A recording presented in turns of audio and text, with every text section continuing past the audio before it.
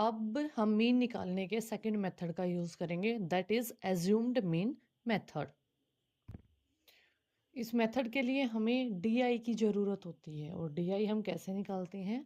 हम डी को निकालते हैं एक्स आई माइनस में ए फॉर्मूले से।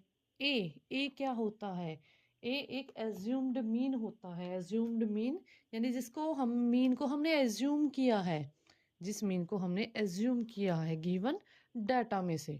इस डाटा में से हम कोई भी मिडल टर्म ले लेंगे। 1 2 3 4 5 6 7, 7 का मिडल हो गया हमारा 18। तो 18 को हमने क्या ले लिया? ए ले लिया। यहाँ पर हमने ए कितना लिया है? 18। और ऐसे ही करके हम डी निकालेंगे।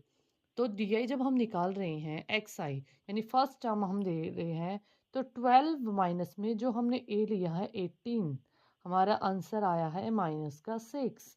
ऐसे ही करके हम फर्दर टर्म्स को निकालेंगे। ऐसे ही हमने डी की सभी वैल्यूज़ निकालनी है। और हम यहाँ आप देख रहे हो 6 4 2 0 2 4 6, कुछ 2 2 का इंटरवल हमें इसमें भी दिखाई दे रहा है। बट अब हमें डी वाली फॉर्मूले से करना है, यानी एज्यूम मीन से निकालना है। हमने मीन को एज्यूम किया, ए को फिर से मैं रिपीट कर रही हूँ, हम कोई भी मिडल टर्म ले लेंगे। ए को हमने एज्यूम कर लिया और फिर हमने क्या किया? ए को एज्यूम करने के बाद सब्ट्रैक्शन कर दिया उसको अपने डाटा में से। जहाँ से हमने मीन को एज्यूम किया उसी लाइन से हमें उसको सब्ट्रैक्ट करना है। और हमारी वैल्यू आ गई -6 -4 -2 0 2 4 और 6। अब हमारा नेक्स्ट स्टेप क्या होगा? एफ आई इंटू में डी आई, यानी जो हमें फ्रीक्वेंसी गिवन है उसकी मल्टीप्लाई हमें डी आई से करनी है। इन दोनों की हमें यहाँ पर मल्टीप्लाई लिखना है। तो 7 6 जा माइनस का 42, क्योंकि जो 6 है वो हमारा माइनस का है, तो हम माइनस के साइन के साथ ही लिखेंगे। ऐसे ही हम अपनी फर्दर्स लिखेंगे। -24 -18 0 13 इंटू 0 0 2f 5 20 4 6 24। अब हमारे फॉर्मूले में है हमारे पास सिग्मा एफ आई इंटू में डी आई, यानी हमने इसका टोटल सम करना है। सम करके हम यहाँ लिखेंगे। इनको सम करने के लिए बहुत इजी है। पहले हमारी जो माइनस टर्म साइन के साथ जो भी हमारी टर्म्स हैं, हम पहले उनको ऐड कर लेते हैं।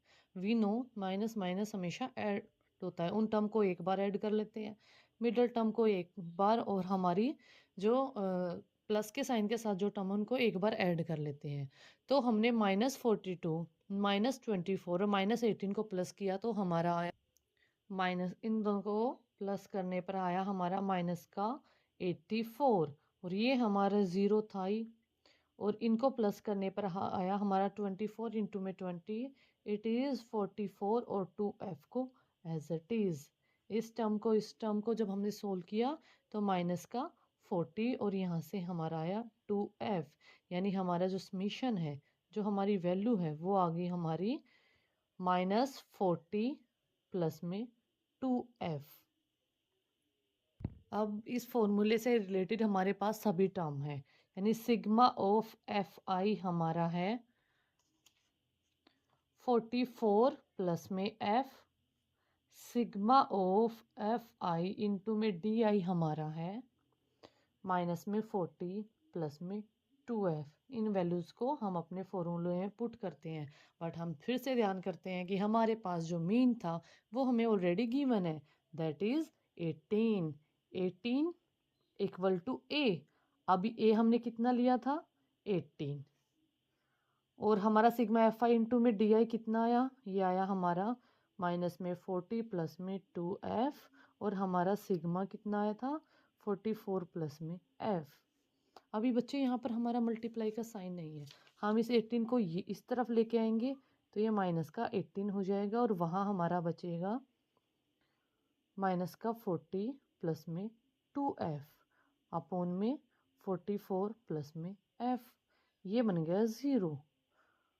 माइनस का 40 प्लस में 2f अपॉन में 44 प्लस में f, क्रॉस मल्टीप्लाई कराएंगे, it is a rational number, तो हम 1 लिख सकते हैं नीचे। मल्टीप्लाई कराने पे the whole term become 0 and this term become 1, यानी -40 प्लस में 2f इक्वल टू आ गया हमारा 0, क्योंकि बच्चे इस ज़ीरो की मल्टीप्लाई जब इस टर्म के साथ हुई तो इसको भी इसने ज़ीरो बना दिया, और इस टर्म की मल्टीप्लाई 1 के साथ हुई तो ये एज इट इज़ आ गया।